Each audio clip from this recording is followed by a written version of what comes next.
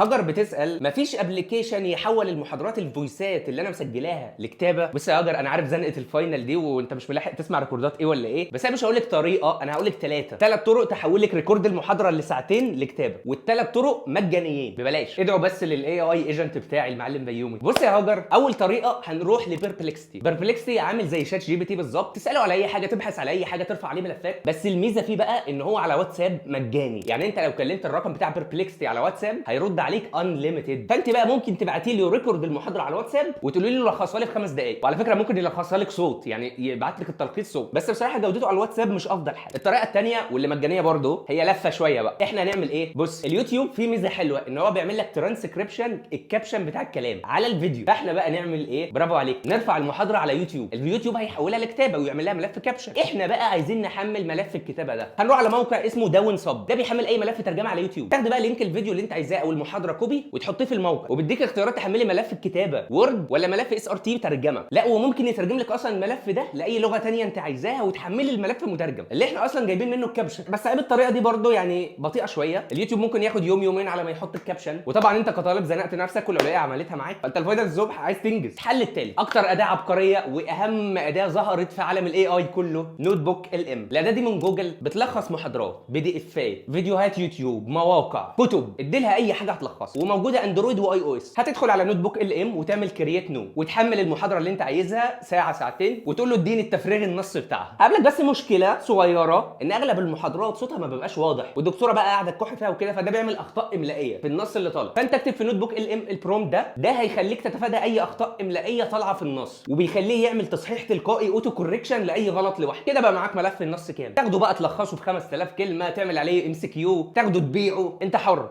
بص خد فاضل حته صغيره قد كده. في مشكله برده في نوت بوك ال ام المجاني انه مش بياخد عدد محاضرات كبير قوي، فلو المحاضره طويله مش هيرضى يقبلها. مين قال لك الكلام ده؟ نوت بوك بيقبل فيديوهات اليوتيوب. ايوه، نروح نجيب لينك الفيديو اللي احنا رفعناه على يوتيوب ونختار في نوت بوك، ونروح لنوت بوك ال ام نختار يوتيوب يو ار ال، ندخل رابط اليوتيوب ونقول له يا باشا اديني تفريغ النص المحاضره كامله، واتمنى تعوضوا في الفاينل مش زي كل سنه قرفتونا. ولو عايز البرومت ده وكل اللينكات الادوات اللي قلتها سيب كومنت، والاي اي ايجنت بتاعي المعلم بيومي هيبعتها لك في رساله. وقول لي نفسك الاي اي يعمل لك ايه في حياتك، اي حاجه تتخيلها عايز تعملها بالاي اي قول لي عليها وانا هخلي لك الاي اي يعمل. لايك فولو شير، كان معكم هاني شاكر حسن شحاته.